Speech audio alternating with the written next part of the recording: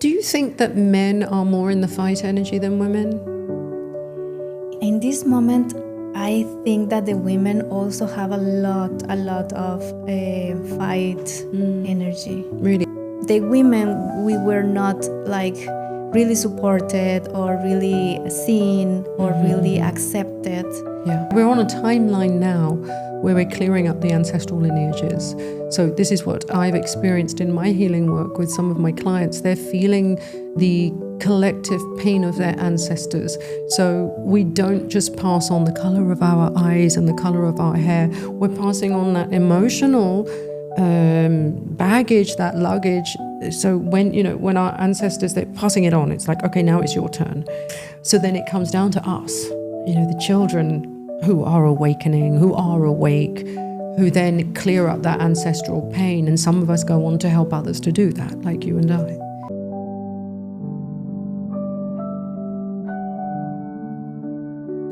Welcome to the Divine Sofia podcast, coming to you from Casa Podcast in the fabulous Vortex Tulum. And I have a very special guest who I met probably, it must be just under 2 weeks ago now. Her name is Luz Eros, after Luz meaning light and Eros meaning the god of love. So Luz, how are you? And welcome to the podcast. We met because I was intrigued to do, well, more than intrigued, my body was calling me to do this ice bath. So I was staying in a Cal, which is this holistic retreat place in Tulum, and I saw the ice bath and something drew me to it. So I came, and there was a couple of us, a group of us, and then you did this breath work at the beginning of the session. You explained about the ice bath, you did the breath work, and then I got into the ice bath. Now the breath work itself I felt like I was transported to another dimension. And then when I got into the ice bath, it was completely unexpected the way I felt. I got in, I felt like my heart had stopped. I felt like it restarted. I had a major channeling. There was this immense feeling of love. So tell me, how did you get into this and why are you teaching this? Tell me, what was your journey that led you to it? Well, my journey just about the ice bath, the breath work, and because I share different tools, and this is just one of them. Yeah. So talking about the breath work, I've been practicing most of all pranayama. That is a very, very ancient wisdom that it's very connected with yoga practice. So from there, I developed different skills, and I was learning. So you started with the breath work? With the breath work, yeah. And then I love to travel. So I travel about 3 to 6 months every year. So I was traveling a lot in United States and in Vancouver in Canada. So the water there is so cold. And I was not able to go into the water, into the rivers that are amazing. And so I was trying to find a way to be able to go into the water without really having a bad experience. So then I was searching information, and I found Wim Hof about, I think, 9 years old, more than 8 years. Wim Hof was the person who made it quite famous, wasn't he? He was the person who brought the ice bath to the masses. Yes, exactly. He was the one to open this to all the humans because, I think that a lot of people that they live in these very cold places, cold countries, they are used to go into the cold water. I don't know. I live in London. England is cold. I'm not used to going outside. But I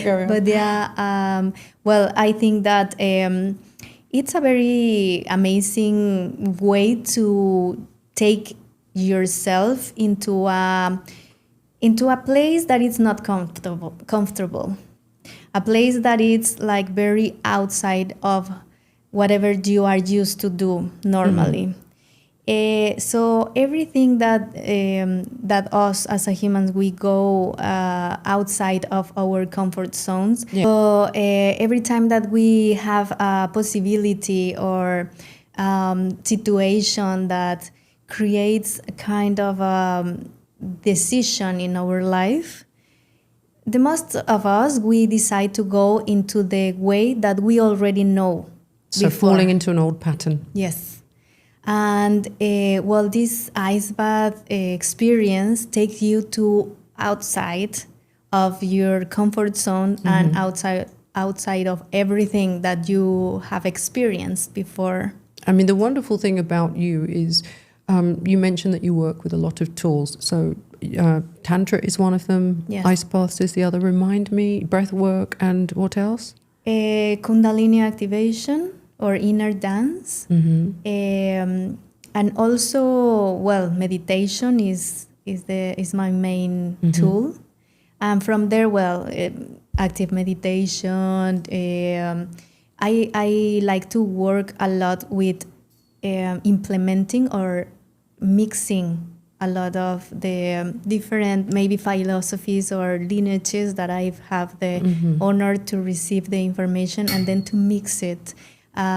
From different ways in order to create an experience. Right, so that's what I felt when I did the ice bath with you. It wasn't just about getting into an ice bath, there was a meditation. I mean, I've done it twice with you and I'll probably come again on Sunday because I love it so much. Okay. And your energy obviously contributes immensely. And I've also witnessed when I was doing the ice bath that, we do the breath work. It is a meditation. And you are very much there to support the process, and you have to have wisdom within you for what you do, an ancient wisdom. For example, the last ice bath I did, there was a couple, and the girl said to me, she didn't want to do it, and she kept asking me. I said, "Listen, you won't regret it," And so I was telling her the truth, and she said to me, "I'm only going to do this because of what you said." And she said, "But will you go first?" I said, "Okay." So then when we got there to the bath, and then I said, "Okay, I'm going first. They want to see me go first." And you said, "Actually, Sofia, normally we let the new people go first." And I was buzzing in my head. I'm like, "Oh my gosh, the breath work we've done, I need to integrate this in the ice bath." But what you said, I was like, you know what, she's right. Because if I go in, I'm giving the girl courage. She needs the courage from herself. Yes, totally. Yeah, she needs the courage from herself, not to say, "Okay, I saw Sofia and she looked fine, I'm going to go in." She needed to be the first because I already had that courage. And that was where you had to step up. I'm a strong person. I normally get my own way. And I was like, no, I need to go in. I need to integrate the energy of the breath work, because that time I felt the breath work more powerful.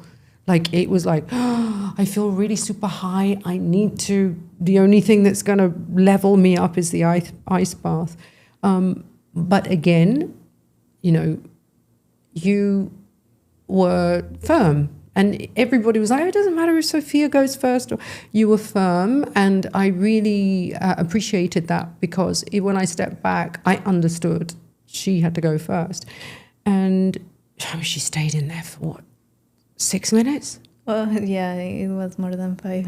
Yeah, more than 5 minutes for somebody who had fear. Why do you think that happens in situations like that? How come? And how long do most people last in the ice bath? Well, actually, the full process of the body to create all the benefits and at the end regulate the nervous system, it's about 3 minutes. Oh, wow. But after that 3 minutes, I give them that opportunity to stay there longer, because then they realize that everything is okay and they have time to be there and to enjoy, because the first part is a lot of situations happening at the same time. Yes, so your body's saying, what are you doing to me? I don't like this. I need to jump out. So you're right. There's a lot going on in the head, and then you come into a space of, for me, it was like doing plant medicine. Yeah. I used to read about things where people said, oh, if you do breath work, I never heard ice bath. I heard breath work, you can go into higher states of consciousness, like ayahuasca. I'm like, nah, that's not possible. But then the breath work did take me into a higher state, and then getting into the ice bath afterwards was just took me to another level. And you're absolutely right that in the beginning, your body is fighting. Yes, totally. You are in a survival state, no? That everything is like, what is happening? I need to do this or that or whatever. And the body, no, is not just about your mind. It's about everything that is going on inside of you, your organs, your cells, your like everything, the energy. So after the 3 minutes, you have that space to imprint that moment of integration, to integrate all the things that were happening before. And it's a very like beautiful space to be, because the most of the people don't want to go out after that. It's like, no, I can stay here like a little bit more. And I think that 5 minutes is enough, because otherwise your body starts being really, really cool, and then you get unwell. I mean, because I can't remember how long I was in there, maybe 6.5 minutes or something. And when I came out, then I was shivering. And you're right, you also have the aspect where you need to look after the health and know, okay, the body's received this much, that's enough. Anything else isn't going to be beneficial. No. Absolutely. It's like taking 2 paracetamol, and taking 4 or 6 is going to be dangerous for you. So, for me, as I said, it was a very spiritual experience. Both times I just felt immense love for everyone. And as I said, it felt like I was journeying. And I noticed, like, when you had 2 couples the last time I was there, and you were, what were you saying? Because at one point, and it's beautiful how you work, because you're integrating this kind of couple therapy, this tantric work that you do. So I saw you, because you were holding onto my hand, you were holding onto everybody's hands, and you focus your energy, you're bringing a lot of light into the space. And at one point, I think the first time I saw it with the couple, you asked the husband to come and hold her hand. And were you prompting him to say things, or what were you saying? Because obviously I couldn't hear what you were saying to him. Okay. Well, I think that as you are a beautiful and amazing channel person, you receive information. Yeah. I think, no, I believe that also I have this connection with the person, and then I can maybe just allow my higher self to talk through me. Absolutely. About what that person specifically needs. Yeah, because I don't say the same thing to all the people. Exactly that. And so this is an important point, is that, as energy workers, we don't just follow a formula. So your experience, your work with the ice bath, I'm sure that if I went to Wim Hof and went to his center and did it, it would be a very different experience to doing this with you, right? So, I mean, I can't say that because I haven't done an ice bath with Wim Hof.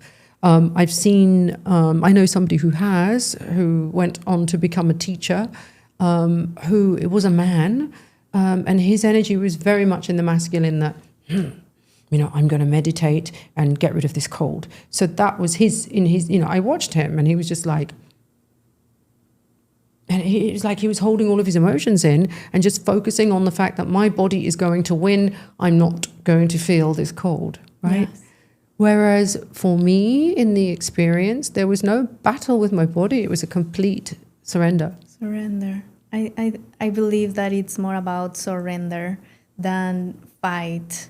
You need to release, to really let go that energy about fighting, about like doing it more as an obligation, that you are pressing yourself about to do something.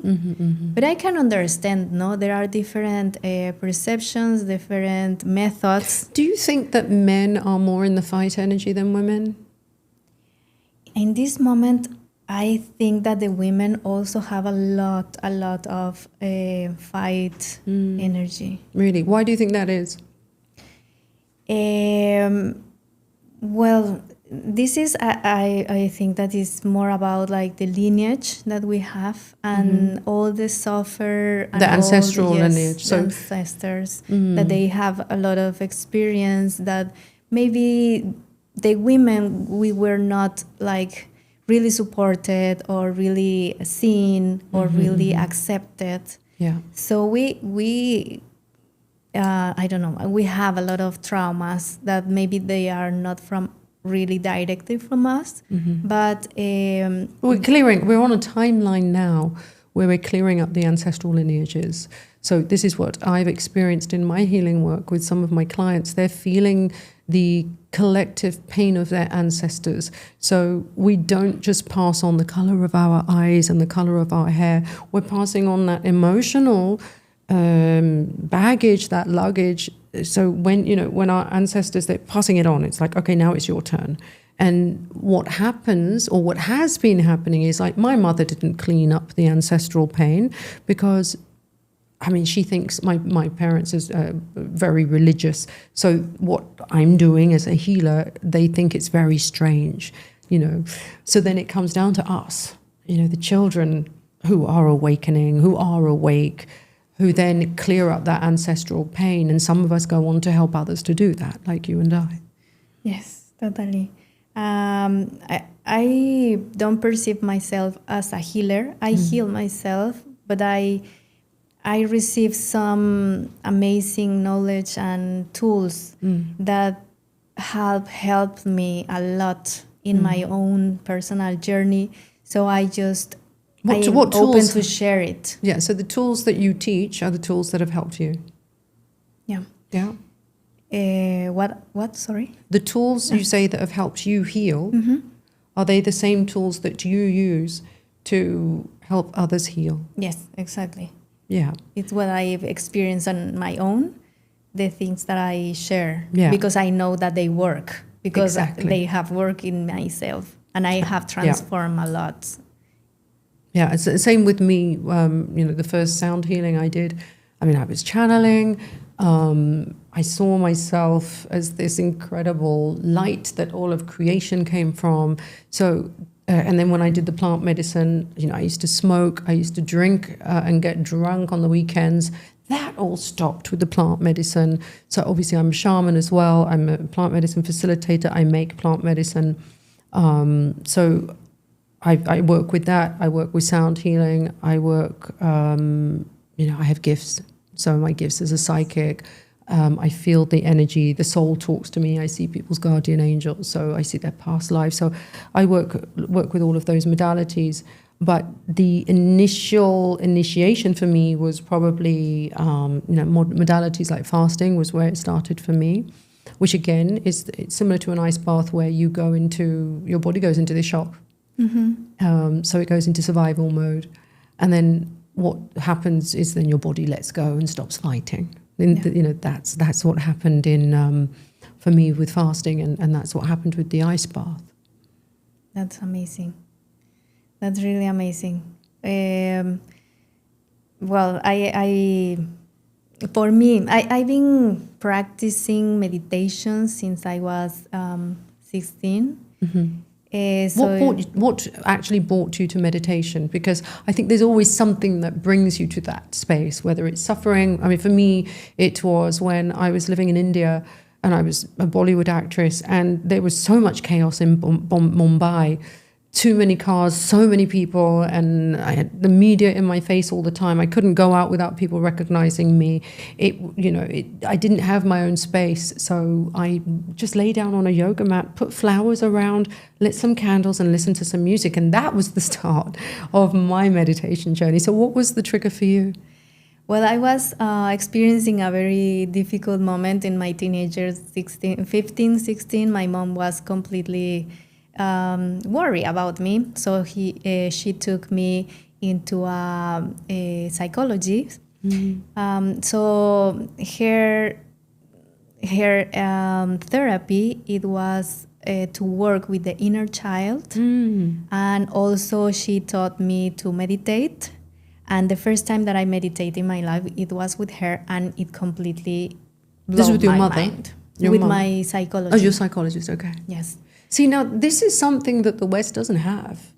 You know, so I saw a psychologist, it's cognitive behavioral therapist and a counselor from 19, when I was 19, and they just sit and listen to you mostly, and they put patterns together sometimes.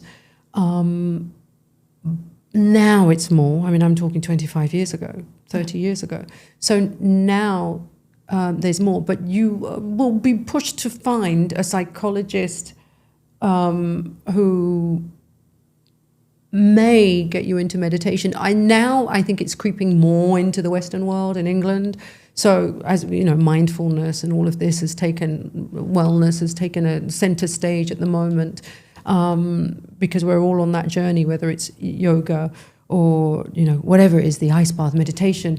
But it's unusual as well for to take your child to a psychologist who then teaches that child meditation. It's unusual. Yeah, and this was in 1996, 97. So it was 27 years ago. Oh, okay, you too, yeah. Yeah, in Mexico. So I think that I was really, really lucky. Very, very lucky. On having in that moment something like this, no? To meditate, and also she taught us some asana postures. Right. So I thought that I was like the greatest yogi in the life, because I was meditating and having this just maybe the sun salutation knowledge. But I was 16, so I thought that I was. It's okay to think like that. It's absolutely okay to have that magnificence about yourself. Yeah. Because it's great that you said, I'm the best yogi in the world. I love that. That's not ego. That's you feeling it in every cell of your body. And that's okay. I love that. You know, people are discouraged to not feel like that, you know. And I'm like, if you felt like that, shout it out. I am the best yogi in the world. Let it be. Yeah, well, for me, that was my word, and I was the best one. And since there, I think that she planted in my heart that seed of the meditation and yoga. And from there, my personal journey has been very challenging. No, it was not just roses and flowers and shanti. No, yeah. I come from a very, very difficult behavior and a lot of overwhelming emotions. I have dealt with a lot of situations, very, very difficult in my life. Did you want to talk about some of them? Well, I don't think that it's enough time for now, but yeah. But we've got 15 minutes. If you want to talk about something, because I think it's in what I say, you know, as part of the sharing as women, especially, and men. It's important for men to do this. Women are doing it more readily, but when we share our stories, there are people watching who may have experienced the same suffering as us. We've done it. We've conquered it. We're still working with it on some levels. And it's always beautiful when someone else may be going through what we've gone through, listens to the story, and they can heal, help. You know, hope. Hope is what we give. Yeah, well, I can start since before I was born. No, before I was born. Born. Yes, born. Before I was born. Yeah. My mom met this amazing man. She fell in love, and she got pregnant. And then, he was married. So he has another family, and then he didn't want me to have. He didn't want you to be born. Yes. Yeah. We did have this conversation before. Yes. Yeah. So since there, no, my mom like fight for me for that's why I am here. And then she decided to be on her own path as a single mother.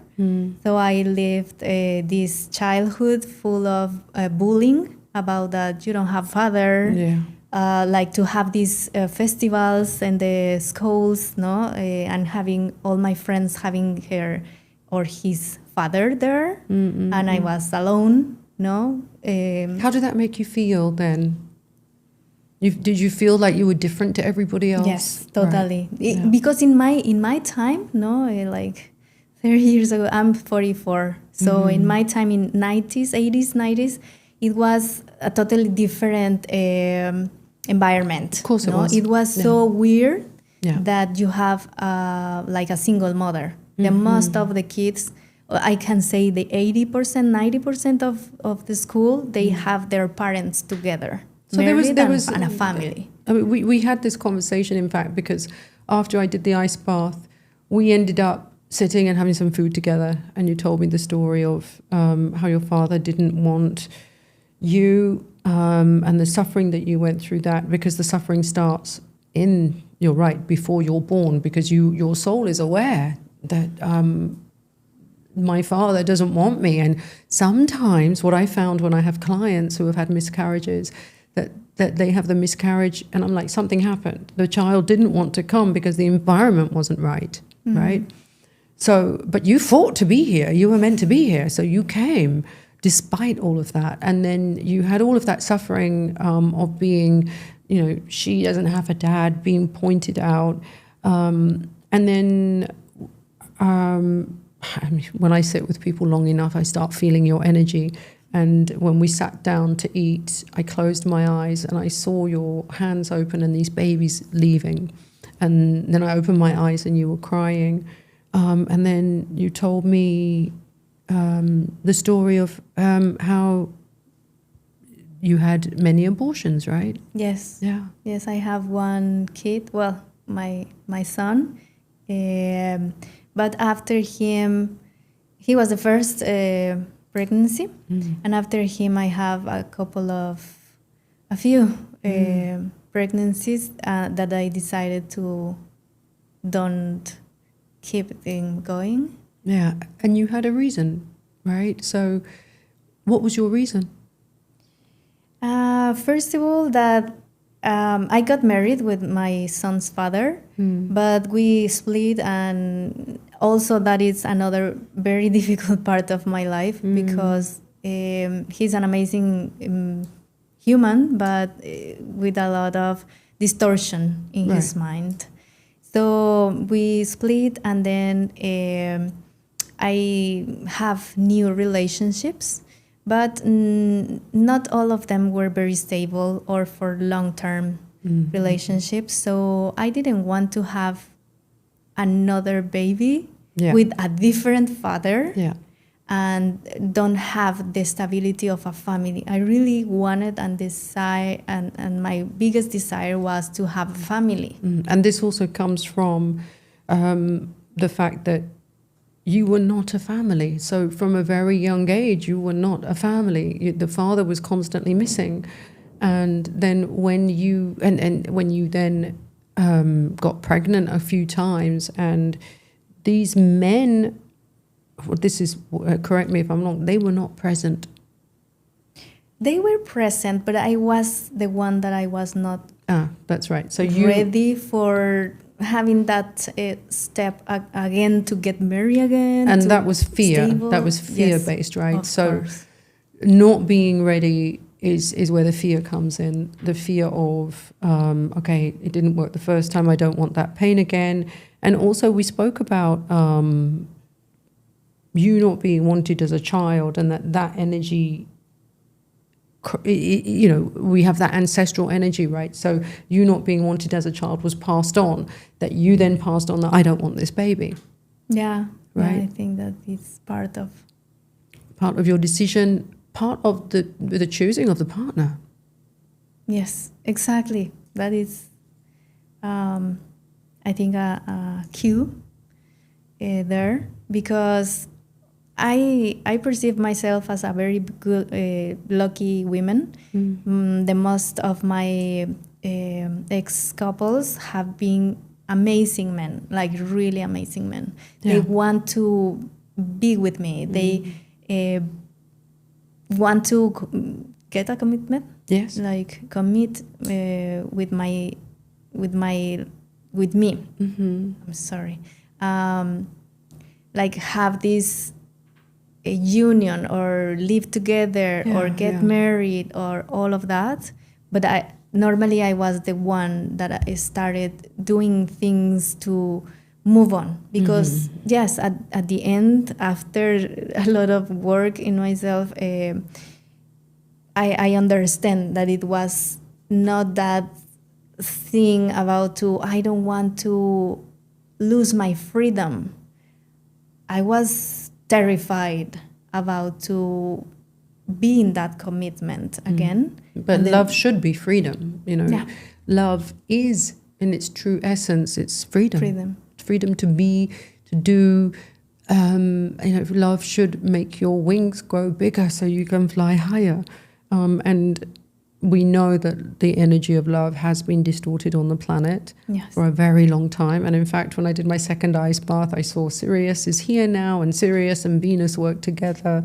And now love has a direction, whereas before it didn't have a direction. So I truly believe that has changed on the planet. But what I also think is one of the things that makes you a powerful, I want to call you a healer, but a teacher, is that you have gone through all of this. So, and I was speaking to Yelena earlier, and she lived through a war as a child, So she then had to get through that suffering on an internal and an external level. She had to deal with it somehow.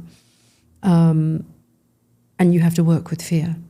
Yeah, all of my life. Because I was an only child and my mom was working all the time. So I grew up by myself, alone. Grew up, yeah. So any fear that I would have in my childhood, in my teenagers, I have to be there for myself. Correct. Now, again, I had this discussion with Yelena, and this is applies to me. I said to her, and I'm asking you the same question, do you have a problem asking other people for help? Nowadays, I think that I am more comfortable of asking something. But yeah, in my previous years, it was impossible. It was like, I'm gonna do anything that I have to by myself. I don't need anyone in my life. It's a I don't need, but that I don't need anyone also comes from you've never been there for me. Yes. Right? It's that fear. Yeah. So we have to do it ourselves. And I was saying again to Yelena that when I was in hospital and I couldn't walk, I had to reach out for help. And a couple of people came forward who were like, why didn't you tell me you needed help? Because I'm the teacher, like you're the teacher. You help people like I help people. So one of the hardest things for us to do is to say, I need help right now. I'm weak right now. I need someone next to me to hold me and to contain whatever is happening. Yeah. Yeah, and that was a beautiful moment that we had because you'd helped me. And then when we sat down, I hope I helped you. Yes. And, you allowed yourself to be vulnerable. You allowed yourself to cry. I held you in my arms and gave you this, so much love. And for me, it was a beautiful exchange, and thank you for allowing yourself to be vulnerable in that moment, because a couple of hours before you were giving me strength, and it takes someone truly who knows themselves and without ego to say, okay, I was your teacher just now, but I need you now, So I think it takes a lot of strength because, as I said, it took me a long time as a teacher, as a guide, as a healer to say, you're allowed to be weak sometimes.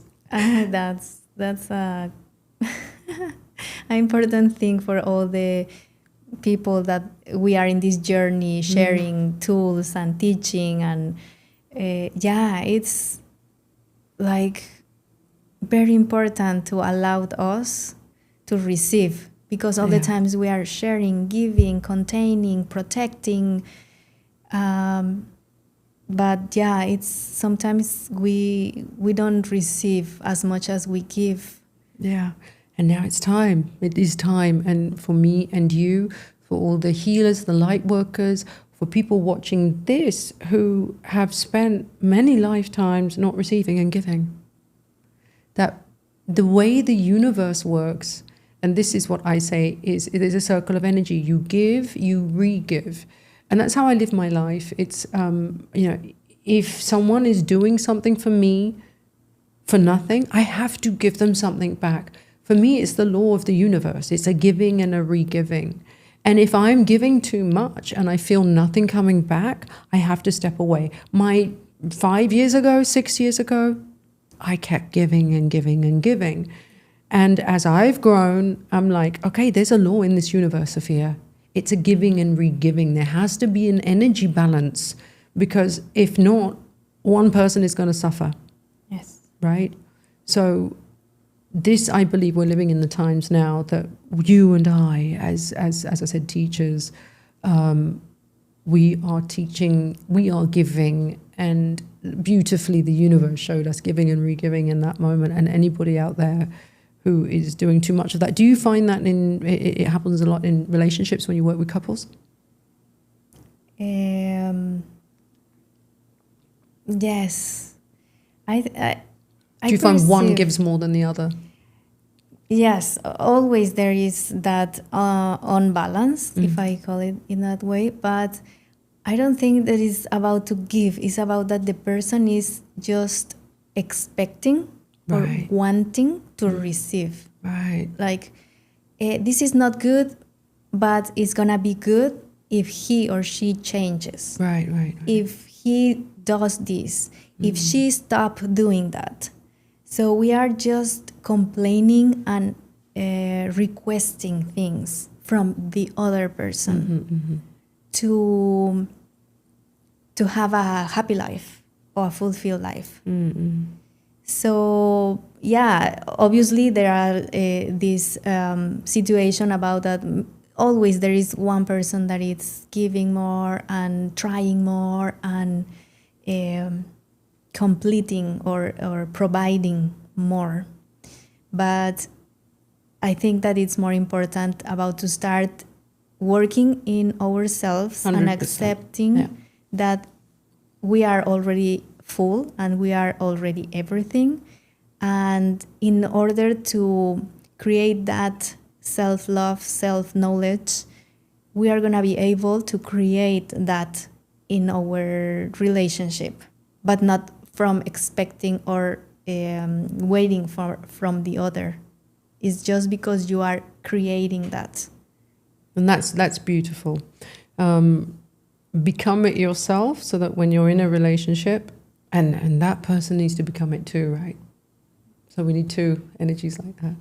Thank you so much. It's been an absolute pleasure. Thank you. Meeting you and working with you and feeling your energy and sitting in this space with you. So I feel super blessed. I feel so honored. Thank you so much for inviting me, for having me here, and for this amazing chat. Thank you. Thank you. Love you. Love so you much. too. Thank you. That was beautiful. That's beautiful, perfect, wonderful. Because it's about the work. It's all